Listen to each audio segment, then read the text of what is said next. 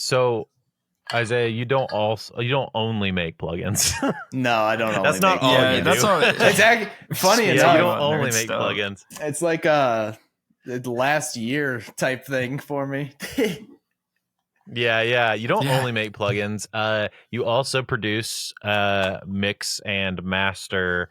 I think I first heard of you doing mastering was the first thing. Probably I did. There was saw like a from you. year online where like I think people just thought I only mastered because I just talked about it so much. But it was like one of those things where it's like if you're doing a couple songs of mastering in a given day, like it just I guess was easier to post about one of those because I'm just waiting for an export. So like I was like posting a ton about mastering, and for like a good year or so, like a lot of people had known me on Facebook from doing that. But yeah, I've kind of always done a lot of stuff, and the majority of music I work on is like that pop EDM centric metal, where it's kind of like a blend of the genre, but there's a lot of like synths and heavy production going on outside of just like the metal instruments. I've kind of like slowed down on doing like just metal centric stuff, just because I feel like the production side that I can bring on the synth side is just a lot cooler than the more like raw hardcore type metal stuff. Yeah. Are you are you leaning into more of the EDM side of things now as well? Like, are you getting more like just EDM tracks now too? I That wouldn't you're leaning say into that? I wouldn't say I get very many just EDM. Like I'll do probably one or two like just pop mixes a month. Yeah. But like outside of that, it's usually like always that like Venn diagram, like in the middle, just whatever kind of it doesn't really fit in either. So it's always like that little blend of both.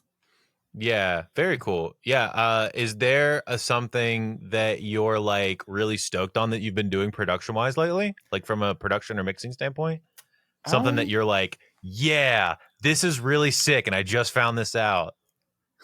You know what? I think kind of into our conversation earlier, I don't even remember if this was a podcast or like pre-talk, but getting into like messing with the analog stuff again has been really interesting to me. Like just being able to like kind of nerd out about what gear I'm liking. I've been trying a lot of different stuff out on the 2-bus and using Access Analog. Like we're trying to, I guess I'm just trying to like sign in there and kind of see what I like. So like they have this mastering processor and like it has pretty much like the holy grail of mastering gear. So that was really fun. I'm like pretty sure I want to grab like a hardware mag EQ for like my mix bus stuff. Just because like every time I've thrown that hardware on, I'm like, damn, this is really cool. The air it outside gives, of that, the thickness it gives. Yeah. The sub knob on that thing, and you do the sub and air boost, and like it's just like extra badassery on your mix pretty much. It just sounds great no matter what you do.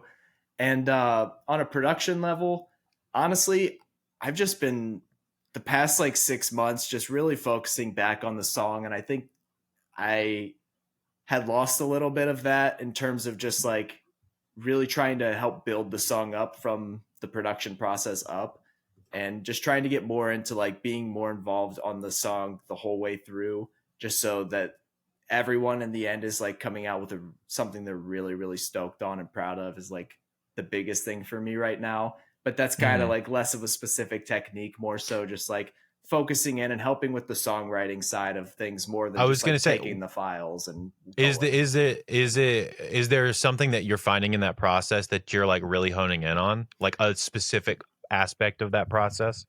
Is it the lyrics? Is it the arrangement? Is it like just quality of like? I would say arrangement is a big thing. Okay. And like that, and then just also getting the performances locked down, because sometimes even like when the song is right, sometimes the performance is just lacking, and you're like, hey, I know you're recording this yourself at home.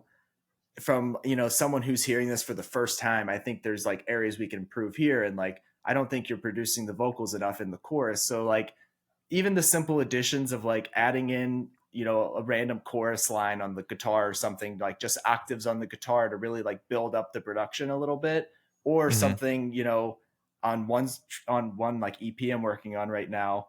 I've had multiple songs where we've just like cut parts in half because I'm like, this part is like, it's cool, and I understand like this is almost a transition part. So like, it doesn't need to be the most amazing thing in the world, but we're also like running on for a long time here. So it's like, we can, be creatively fulfilled and like throw that part in the song, but we also want to make sure that like it's adding to the whole idea of what the song is, because I feel like it's very easy, if you're not putting a focus into those elements, to kind of just like churn out mixes of essentially like what's a collection of riffs and not songs. So like, I'm really trying to focus on just putting the whole thing together. Yeah, I feel like in metal, that. a lot of times, like most of what you do is removing things. It's mostly playing operation with a song. Yeah, and figuring out which part should be the chorus. That too. Enough bands have watched like the tutorial that they saw had like 140 tracks in the session and didn't realize that it was like 140 intentional tracks, and so now you have to kind of go in and be like, okay, what was this for? What is this doing for the song? And kind of remove all those layers and add back what is actually like doing something. They watch one Bring Me the Horizon breakdown from URM and go, oh, we need to have 100 tracks of stuff. They all end up just being like mush. 6 basses that are all stacked and phase canceling. And they're the same exact notes.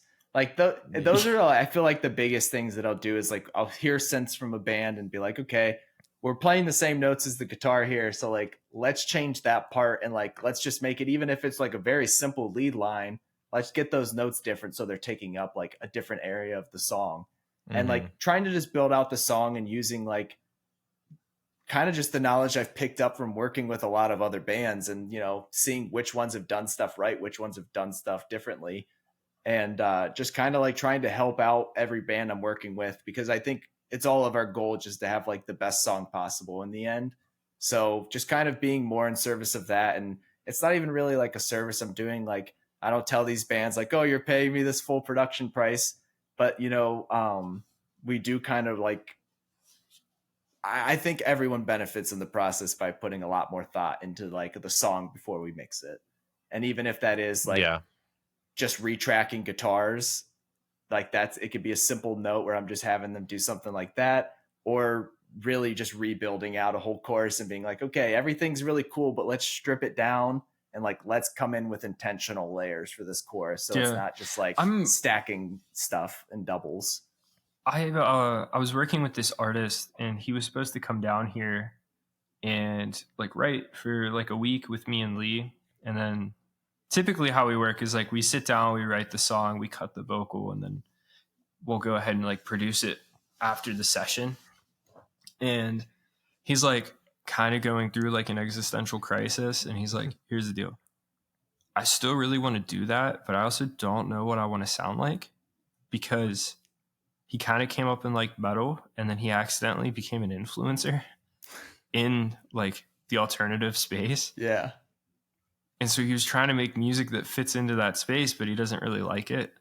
So he's like, I want to make pop music, but I don't really look pop right now. I really don't know how to do pop or anything like that, but I want to go full pop. And I was like, well, we can do that. That's perfectly fine. He's like, but also like, I want to try to write the songs myself. And I was like, great.